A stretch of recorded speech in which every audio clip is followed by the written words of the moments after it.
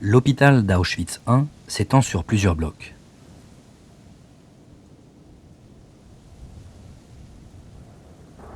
Le bloc 19 est réservé aux malades atteints de dysenterie et autres maladies intestinales.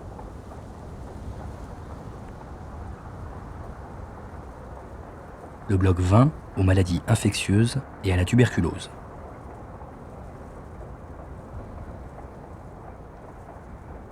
Le bloc 21 concernait la chirurgie. Il comportait une salle d'opération, une salle de soins et de vastes locaux d'hospitalisation.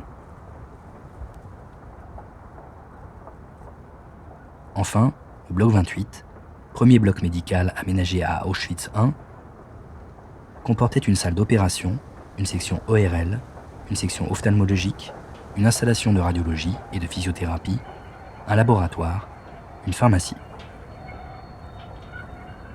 Dans la salle 13 du bloc 28, des expériences médicales sont pratiquées sur des détenus bien portants. Les moyens pour soigner les malades sont totalement insuffisants. Le personnel interné doit s'organiser pour obtenir clandestinement des médicaments provenant soit de l'infirmerie SS, soit des magasins du Canada.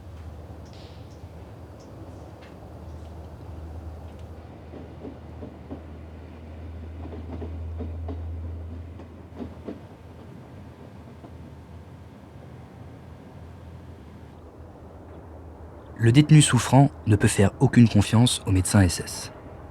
Si sa maladie est grave, il sera mis à mort par piqûre, pratique fréquente à Auschwitz. Des épidémies de typhus ravagent périodiquement le camp. Le personnel SS sera atteint aussi. Le médecin-chef d'Auschwitz en périra. Pour juguler l'épidémie, des sélections mettent à mort régulièrement les détenus atteints. Celle du 29 août 1942 a conduit 746 prisonniers à la mort. Stanislav Serafini, prisonnier polonais, témoigne. La sélection a commencé vers 7 heures du matin environ, lorsqu'ils ont forcé les détenus du bloc des malades atteints du typhus à sortir dans la cour située entre les blocs 20 et 21. Lentement, avec beaucoup de difficultés, mais avec mes propres forces, je suis descendu au rez-de-chaussée en me tournant à la rampe ou en m'appuyant au mur. À droite dans la cour, il y avait une table derrière laquelle l'SS Dr. Entress était assis.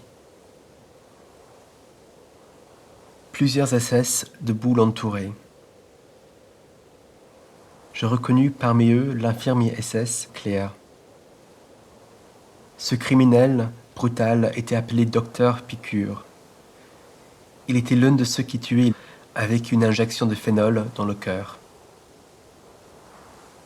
J'ai aussi reconnu l'SS Sherp, Lageralteste de l'hôpital, et Stössel, le chef de bloc 20.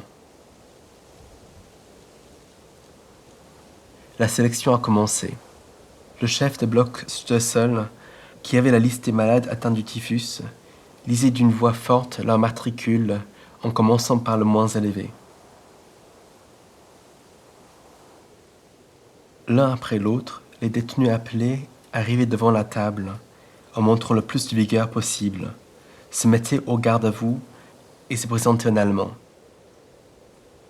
Le docteur Entress, dont la voix était décisive dans cette sélection, regardait chaque malade sans la moindre émotion, d'une manière mécanique, et sans un mot, il montrait le portail.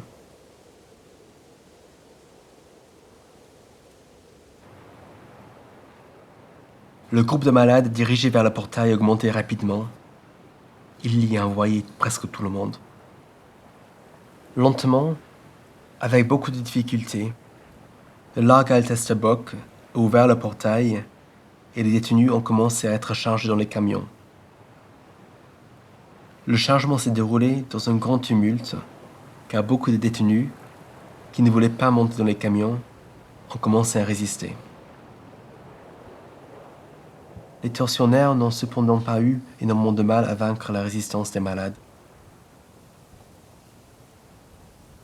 Les camions surchargés sont partis pour Birkenau, à 3 ou 4 kilomètres de là.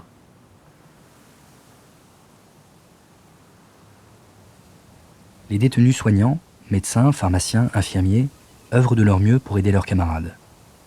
Grâce à leurs compétences et leur organisation en réseau, ils ont réussi, au fil du temps, à disposer d'une certaine emprise sur les soins prodigués. Ceux qui travaillent au bloc 28 sont logés dans les combles. Sur une paroi mansardée de ces combles se trouve une des rares fresques murales préservées au Stammlager.